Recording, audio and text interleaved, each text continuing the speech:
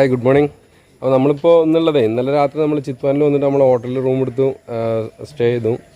അപ്പോൾ ചിത്വാൻ നാഷണൽ പാർക്കിൻ്റെ ഉള്ളിലുള്ള ഒരു റിസോർട്ടായിരുന്നു. അപ്പോൾ ഇന്ന് നമ്മൾ രാവിലത്തെ പരിപാടി എന്ന് പറഞ്ഞാൽ ഇവിടുന്ന് ഒരു ജീപ്പ് സഫാരി ഉണ്ട്, ഫോറസ്റ്റ് സഫാരി, അതെടുത്തിട്ട് പോകാനുള്ള പരിപാടിയാണ്. രാവിലെ ഏകദേശം ഒരു 6 മണിയായിട്ടുണ്ട്. അപ്പോൾ നമ്മൾ എന്തെങ്കിലും മൃഗങ്ങളൊക്കെ കാണുമെന്നുള്ളൊരു സാധ്യത ഉള്ളൂ. പോയി നോക്കാം നമുക്ക് എന്തായാലും.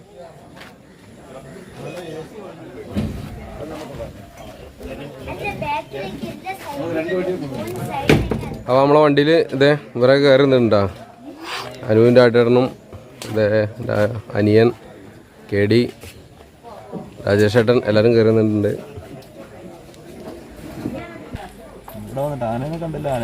ഇവിടെ അതുപോലെ എലഫന്റ് സഫാരി ഒക്കെ ഉണ്ട് കേട്ടോ. ഈ ആനയുടെ പുറത്ത് കയറിയിട്ടേ കാട്ടിലൂടെ പോവും, ഏകദേശം ഒരു 1.5 മണിക്കൂറൊക്കെ.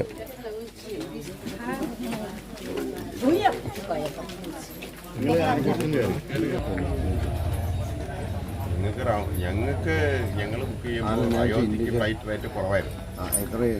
അയോധ്യ എന്ന് വെച്ചാൽ പിന്നെ Trivandrum to Ayodhya to return round trip 15,000 അത് ഗ്രൂപ്പ് ബുക്കിങ്ങിലെ. നമ്മളങ്ങനെ ജനവാസ മേഖലയിൽ നിന്ന് അതിൻ്റെ ഫോറസ്റ്റിൻ്റെ ഒരു ഉള്ളിലേക്ക് കയറിയിട്ടോ. അത് നമ്മളെ മുന്നിലൊരു വണ്ടി പോകുന്നുണ്ട്.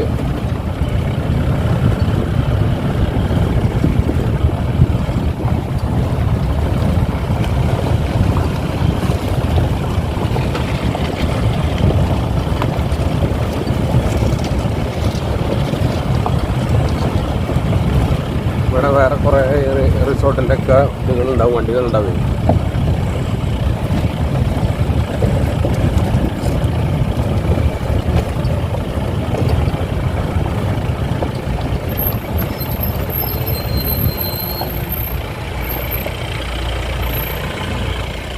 ഇത് ഫോറസ്റ്റിൻ്റെ ചെക്ക് പോയിൻ്റാണ് വന്ന്. അപ്പോൾ ഇവിടെ എനിക്ക് വന്ന് ടിക്കറ്റൊക്കെ കാണിച്ചു കൊടുക്കേണ്ടി വരും.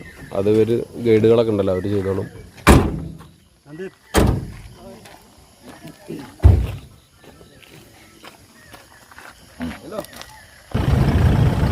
അപ്പോൾ നമ്മളിങ്ങനെ അതിനുള്ളിലേക്ക് കയറിട്ടോ. ഇത് ഏകദേശം 952 സ്ക്വയർ കിലോമീറ്ററോളം പരന്ന് കിടക്കുന്ന വലിയൊരു പാർക്കാണ്. അപ്പോൾ ഇതിലെന്താ വെച്ചാൽ ആക്ച്വലി നമ്മളാദ്യം ഇത് ചെയ്യണമെന്ന് ആലോചിച്ചിട്ടു. പിന്നെ ഇവിടെ വന്നിട്ട് എന്തായാലും ചെയ്യാമെന്ന് വിചാരിച്ചു. കാരണം ആനിമൽ സ്പോട്ടിംഗ് എന്ന് പറയുന്നത്, ആനിമൽ സൈറ്റിംഗ് എന്ന് പറയുന്നത് ഏതൊരു ഫോറസ്റ്റ് സഫാരിയിലും ബൈ ലക്കാണ്. അപ്പോൾ അത് ചിലപ്പോൾ നമ്മൾ പ്രതീക്ഷിക്കുന്നൊന്നുമില്ല. എനിവേ എന്തായാലും ഈ ഫോറസ്റ്റിനുള്ളിലൂടെ ഈ വണ്ടിയിൽ ഇങ്ങനെ പോകുകയെന്ന് പറയുന്നത്, കാരണം നമുക്ക് ഇങ്ങനെ അല്ലാതെ ഈ ഒരു പെർമിഷൻ ഇല്ലാതെ ഏതൊരു ഫോറസ്റ്റിലേക്ക് നമുക്ക് കയറാൻ പറ്റില്ലല്ലോ. അപ്പോൾ ഫോറസ്റ്റിനുള്ളിലൂടെ പോകുക എന്നുള്ള ആ ഒരു ഫീല് നമ്മൾ കിട്ടാൻ വേണ്ടിയിട്ട് തന്നെയാണ് എന്തായാലും നമ്മളിത് ചൂസ് ചെയ്തത് കേട്ടോ. പിന്നെ നമ്മളവിടെ നിന്ന് കാണുന്ന ഒരു പക്ക ഫോറസ്റ്റ് പോലുള്ള ഒരു രീതിയല്ല ഇവിടെ കാണുന്നത്. നമുക്ക് നമ്മൾ പൊതുവേ നമ്മളെ ഈ പരന്ന് കിടക്കുന്ന കുറേ കണ്ട ഈ പുല്ലൊക്കെ ഉള്ള കുറേ സ്ഥലമാണ്. പിന്നെ കാടുകളൊക്കെ ഉള്ള മരങ്ങളൊക്കെ ഉള്ള ഇത് ഉള്ളിലേക്ക് കുറച്ച് വരുന്നുണ്ട്. അപ്പോൾ നമ്മുടെ കൂടെ ഒരു ഗൈഡൊക്കെ ഉണ്ടാവും കേട്ടോ. അവർക്ക് എന്താ പിന്നെ നമുക്ക് പറഞ്ഞു തരാമെന്നറിയില്ല. പിന്നെ ഇതിൻ്റെ ചാർജ് വരുന്നത് പെർ ഹെഡ് നമുക്ക് 2000 രൂപ കേട്ടോ. 2000 ഇന്ത്യൻ റുപ്പീസ്. എവിടെ? ഓ, കിരൺ എന്നെ കണ്ടു എന്നാണ് പറഞ്ഞത്.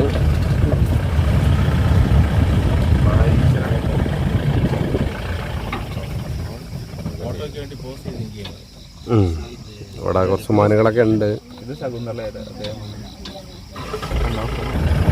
എന്തായാലും ഇവിടെ ഇതിനുള്ളിൽ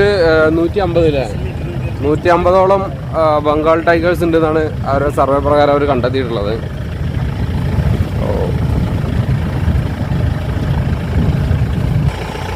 പിന്നെന്താ വെച്ചാലേ ഇതിനുള്ളിൽ നമുക്കിപ്പോൾ ആദ്യം കണ്ടത് ഒരു പുള്ളിമാനായിരുന്നു. പിന്നെ ഇവിടെ നമുക്ക് പുള്ളികളൊന്നും ഇല്ലാത്ത മാനാണ് ഇപ്പോൾ ഉള്ളത്. എന്ത് മാനാ? ഹോക്ക് ഡിയർ എന്നാണ്. ഇതിന് റിവർ റൈൻ ഫോറസ്റ്റ് എന്നാണോ ഈ ഒരു ടൈപ്പ് ഓഫ് ഫോറസ്റ്റ് എന്ന് പറയുന്നത്. കാരണം ഈ അടിവശം മൊത്തം പുല്ലായിരിക്കും.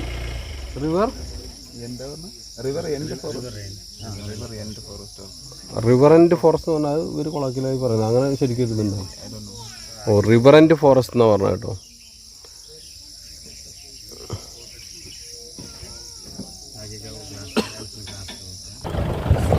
ഇത് ഇവിടെയൊക്കെ ഈ എലഫന്റ് ഗ്രാസ് ആണ് അങ്ങനെ കുറേ അധികം ഉള്ളത്. അപ്പോൾ ഇത് ഏകദേശം 10-20 അടികളൊക്കെ വലുതാവുന്ന ഒരു ഗ്രാസ് എന്ന് പറഞ്ഞു.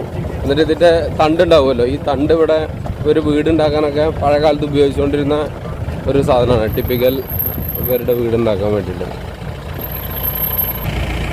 ഇതാണ് ഇതിങ്ങനെ പരന്ന് കിടക്കാനുണ്ടോ. അപ്പോൾ ഇവിടെ 2 പിന്നെ മയിലുകളുണ്ട്, പെൺമയിലുകൾ.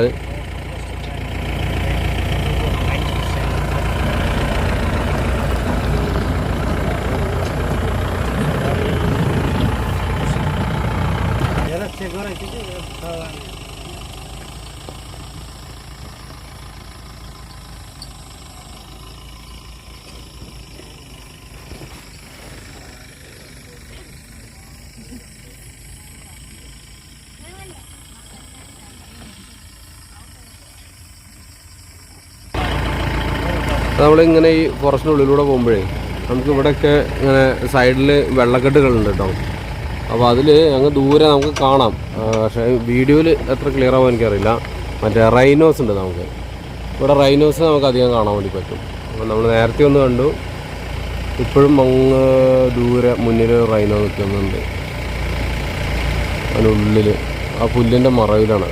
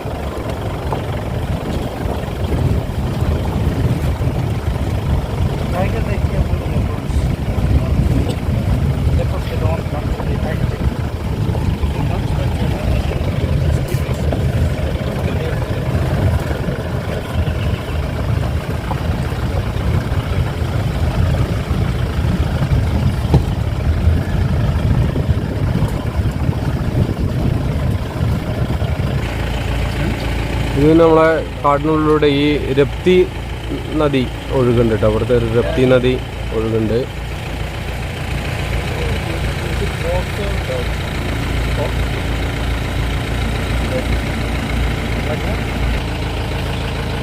ഇവിടെ ഒരു മ്ലാവ് നിൽക്കുന്നുണ്ട് അതിൻ്റെ ഉള്ളിൽ.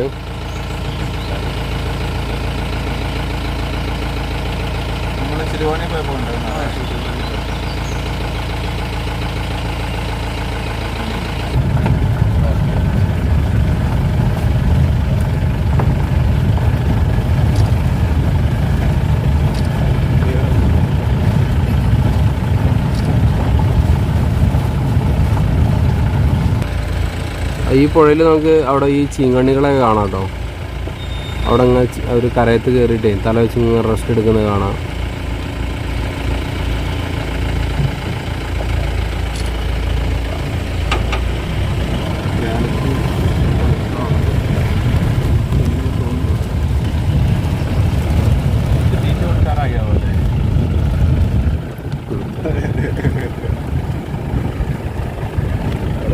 ഇതിലൊക്കെ ഒരുപാട് വാട്ടർ ബേർഡ്സ് നമുക്ക് കാണാൻ പറ്റും കേട്ടോ. അപ്പോൾ ഇവിടെ നമുക്കൊരു നീർക്കാക്കേനെ കാണാം.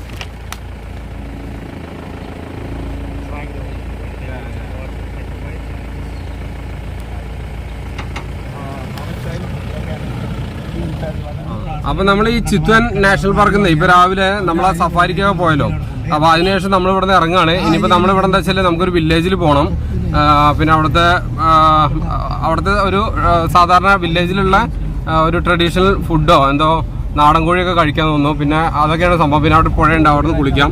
അപ്പോൾ അതിന് വേണ്ടിയിട്ട് നമ്മളിങ്ങനെ പോയിക്കൊണ്ടിരിക്കുകയാണ്. അപ്പോൾ പിന്നെ ഈ ജംഗിൾ സഫാരിയുടെ കാര്യം ഞാൻ പൊതുവെ പറഞ്ഞല്ലോ, അതൊരു ലക്കാണ് നമുക്ക് പൊതുവെ. പിന്നെ എന്നിരുന്നാലും നമ്മളിവിടെ നമുക്ക് റൈനോസൊക്കെ കൂടുതലുള്ള കാരണം നമ്മൾ കുറച്ച് റൈനോസിനൊക്കെ നമുക്ക് സൈറ്റിങ് കിട്ടിയിട്ടുണ്ടായി. പിന്നെ ഒരു മാനുകളെ നമ്മളെ സ്പോട്ടഡ് ഡിയർ, പിന്നെ അതുകൂടാതെ പുള്ളില്ലാത്തൊരു മാനുണ്ട്. പിന്നെ അതുകൂടാതെ നമ്മളെ മ്ലാവ് പോലത്തെ വലിയ മാന്, അതിനൊക്കെ കാണാൻ വേണ്ടി പറ്റി. പിന്നെ കുറേ മയിലുകൾ. പിന്നെ നമുക്ക് അവിടുത്തെ പുഴയിൽ കുറേ മറ്റേ ഇതുണ്ടാവും കേട്ടോ, ഏത് ക്രൊക്കഡൈൽ. അപ്പോൾ അതൊക്കെ കണ്ടു. അങ്ങനെയായിട്ട് നമ്മളിനി പോയിക്കൊണ്ടിരിക്കുകയാണ്. അപ്പോൾ ഇന്നലെ രാത്രി നമ്മളിവിടെ എത്തിയപ്പോൾ ഇവിടുത്തെ വീഡിയോ ഒന്നും എടുത്തിട്ടുണ്ടായിരുന്നില്ല. അപ്പോൾ ഈ സ്ഥലം എന്ന് പറഞ്ഞാൽ ഫുള്ള് റിസോർട്ടുകളും ഈ ഹോട്ടൽസും ഉള്ളൊരു വലിയൊരു ഏരിയയാണ്. കാരണം തുരുതുര 2 സൈഡിലും ഹോം സ്റ്റേസും റിസോർട്ടും പരിപാടികളൊക്കെയാണ്. ഭയങ്കര അട്രാക്റ്റീവ് ആണെന്ന് വെച്ച് കഴിഞ്ഞാൽ നമുക്കൊരു ഭയങ്കര അട്രാക്റ്റീവ് ആയിട്ടുള്ളൊരു സെറ്റപ്പ് ഒന്നുമല്ല. ഇവിടത്തെ ഒരു ഇതൊക്കെ വെച്ച് നോക്കുമ്പോൾ ഒരു ആവറേജ് കുഴപ്പമില്ല എന്നുള്ളൊരു സാധനം.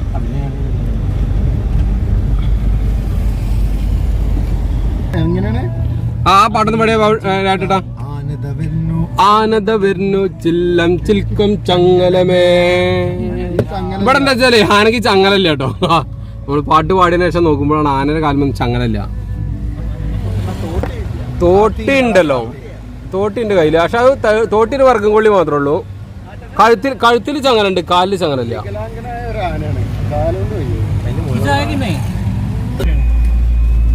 कोरियन रेस्टोरेंट में काम किया, होटल में काम किया ना। हाँ, 2 साल उधर बहुत खाए बीफ। हाँ, बहुत नहीं बीफ। कोरियन रेस्टोरेंट में काम किया आप? हाँ, काम किया मलेशिया में। हाँ, 2 साल किया।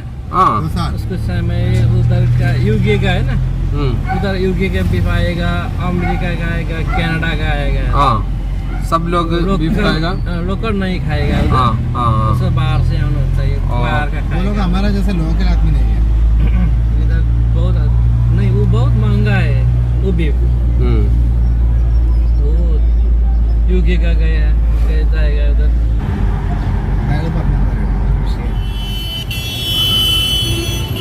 देखिए वो इंडियन का। हाँ, इसलिए फोन मत है नागालैंड का. അപ്പോൾ നമ്മൾ ഈ സൗരവ് ചൗക്ക് എന്ന് പറയുന്ന സ്ഥലത്ത് നിന്ന് ഇനി തിരിച്ചു പോവാണ്. ഈ സൗരവ് ചൗക്കിലാണ്, അതിൻ്റെ ഒരു ഭാഗത്താണ് നമ്മുടെ ചിത്വാൻ നാഷണൽ പാർക്ക് ഉള്ളത്, നേപ്പാളിലെ. പിന്നെ ഇനി നമ്മൾ നാരായൺഘട്ട് വഴിയാണ് നമ്മൾ പോകുന്നത്.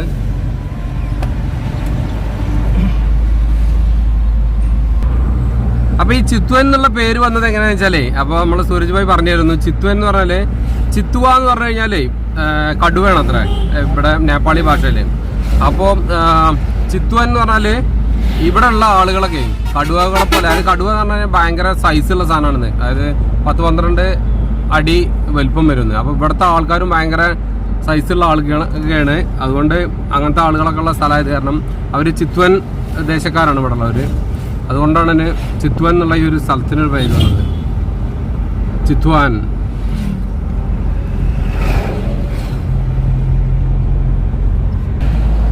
നമ്മൾ ഈ റോഡ് ഇങ്ങനെ പോകുന്നതേ ഇപ്പം നമ്മുടെ ഈ വയനാട്ടിലോ അല്ല മുത്തങ്ങയിലോ അല്ലെങ്കിൽ ബന്ദിപ്പൂരോ ഒക്കെ ഇങ്ങനെ പോകില്ലേ ഈ കാടിനുള്ളിലൂടെ, അതേപോലെ ഇതിന് 2 സൈഡിലും ചിത്വാൻ നാഷണൽ പാർക്കിൻ്റെ ഭാഗങ്ങളാട്ടോ. കാടുകൾ ഇങ്ങനെ മരങ്ങളാണുള്ളത്.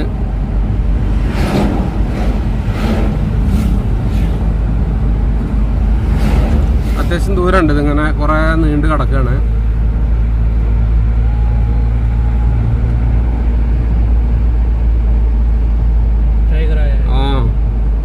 टाइगर आने जगह है इसलिए उधर रखा है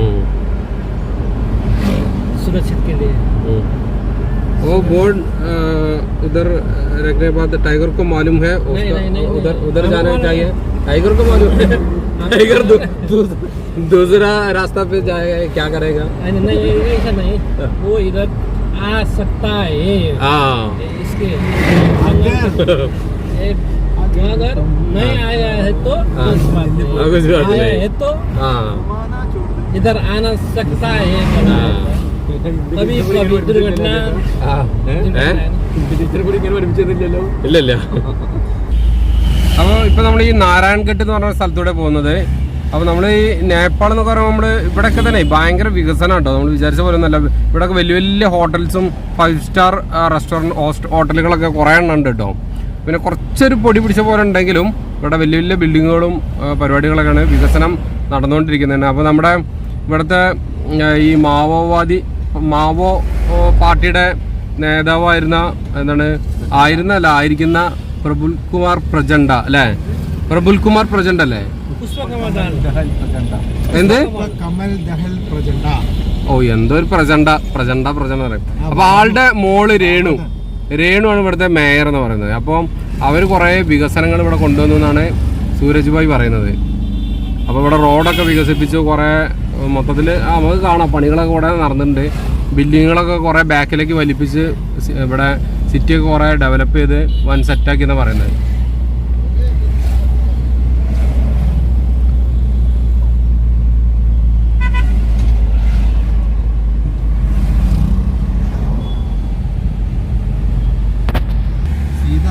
അപ്പോൾ നമ്മുടെ ഈ നാരായൺഘട്ടിൽ ഒരു സഹീദ് ചൗക്ക് എന്ന് പറയുന്ന അവിടേക്ക് കയറിയിട്ടാണ്. ഇവിടുത്തെ ഓരോ സ്ട്രീറ്റുകൾക്കും ഓരോ ഇങ്ങനെ ഓരോ ചൗക്ക് പേരുകളാവും, പല പേരുകൾ ഉള്ള ചൗക്കുകളാവും. അപ്പോൾ അതിലൂടെ അങ്ങനെ പോയിക്കൊണ്ടിരിക്കുകയാണ്.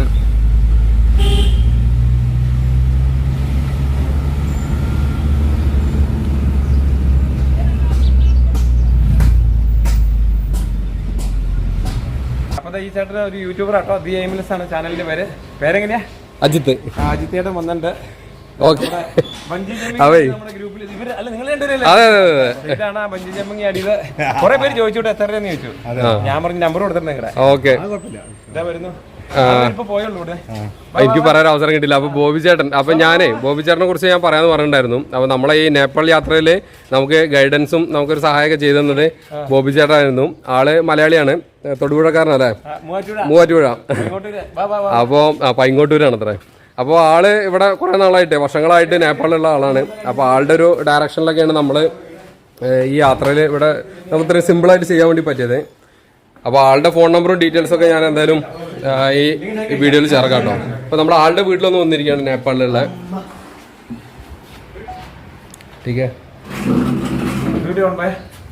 അപ്പൊ നമ്മുടെ ഒരു 6 മലയാളികൾ കൂടി ഇവിടെ വന്നിട്ടുണ്ട്. നല്ല ബഞ്ചി ജമ്പിംഗ് ഒക്കെ കഴിഞ്ഞ് നല്ല അടിച്ചു പൊളിച്ച് നേപ്പാളിൽ നിന്ന് തിരിച്ചു പോവുകയാണ്. തിരിച്ചു വന്നിട്ട് അവർ നമ്മുടെ വീട്ടിൽ കയറി. അപ്പൊ ഇവരൊക്കെ അനുഭവങ്ങൾ പങ്കുവയ്ക്കും. ഇവർ തന്നെ പറഞ്ഞോളും എല്ലാ സംഭവം ഉണ്ട്. ഇനി വരുന്നവർക്കൊക്കെ വിശ്വാസം, പോസിറ്റീവ് ആയാലും നെഗറ്റീവ് ആയാലും അല്ലെങ്കിൽ യഥാർത്ഥ അനുഭവം പറഞ്ഞോളൂ. അപ്പോഴെങ്കിൽ വരുന്നവർക്കൊക്കെ വിശ്വാസം അവിടെ ഇതില് യഥാർത്ഥ അനുഭവം തന്നെ കുഴപ്പമില്ല. നമ്മള് എന്താ പറയാ, നേപ്പാള് കുഴപ്പമില്ലാത്ത സ്ഥലമാണ്. പിന്നെ ഭയങ്കര ഡിഫറൻസ് ആയിട്ട് നമ്മുടെ നാട്ടിൽ നിന്ന് ഫീൽ ചെയ്യുന്നത് ചില ഭാഗങ്ങളിൽ ശരിക്കും നമുക്ക് നല്ല ഡിഫറെന്റ് ആയിട്ട് ഫീൽ ചെയ്യും. ചില ഭാഗങ്ങൾ പിന്നെ ഈ ഭാഗത്ത് കുറച്ച് ചൂടും കാര്യമൊക്കെ ഉണ്ടെങ്കിലും മറ്റു ഭാഗത്തൊക്കെ തണുപ്പ് കാര്യം. പിന്നെ പൊതുവെ പ്രശ്നമില്ല, നല്ല ഡ്രൈവർ നല്ല ഇത് കിട്ടിക്കഴിഞ്ഞാൽ ഓക്കെയാണ്. നമുക്ക് മോശം അനുഭവങ്ങളൊന്നും ഉണ്ടായിട്ടില്ല. പിന്നെ കുറേ ലോക്കൽ ഫുഡൊക്കെ ഇവിടുന്ന് എക്സ്പ്ലോർ ചെയ്തു. പിന്നെ കുറേ ആക്ടിവിറ്റീസ് ഒക്കെ ചെയ്തു. നന്നായിരുന്നു, കുഴപ്പമില്ല മൊത്തത്തില്. അപ്പൊ എന്റെ നമ്പർ യൂട്യൂബിൽ നമ്പർ യൂട്യൂബിൽ അല്ല, ഒരുവിധം എനിക്ക് തോന്നുന്നു മലയാളികൾക്ക് കുറെ ആൾക്കാർ ഇവിടെ വരുന്നവർക്ക് അറിയണ്ട. കാരണം ബോബി ചേട്ടൻ ത്രൂ ഒരുപാട് ആളുകൾ വന്നിട്ടുണ്ടല്ലോ. അപ്പൊ ഞാനും ഇനി എന്റെ ചാനലിലും ബോബി ചേട്ടൻ നമ്പറൊക്കെ കൊടുക്കാം. കാരണം ആർക്കും എന്ത് സഹായം മുമ്പ് ചെയ്തു തരും. അപ്പൊ അങ്ങനത്തെ കേസിൽ ഞാനും നമ്പർ തരാം. ഡീറ്റെയിൽസ് ഒക്കെ ബോബി ചേട്ടന്റെ നമ്പർ ഞാൻ വീഡിയോയിൽ ഇടാം. മൊത്തത്തിലൊരു മിക്സഡ് വീഡിയോ ആയി ബോബി ചേട്ടൻ യൂട്യൂബ് ചാനലൊക്കെ ചെയ്യുന്നുണ്ട്. അപ്പൊ അടുത്തൊരു 40 പേര് വരും. അതുകൊണ്ടാണ് ഇവര് പെട്ടെന്ന് തിരക്ക് പോവാ. അപ്പൊ സന്തോഷം വരണം കേട്ടോ. ആരെങ്കിലും പറഞ്ഞു വിടാനുണ്ടെങ്കിൽ വിളിച്ചാൽ മതി. അപ്പൊ നേപ്പാളിൽ നിന്നും മലയാളികളോടൊപ്പം മലയാളിയായി ഞാൻ. ഓക്കെ.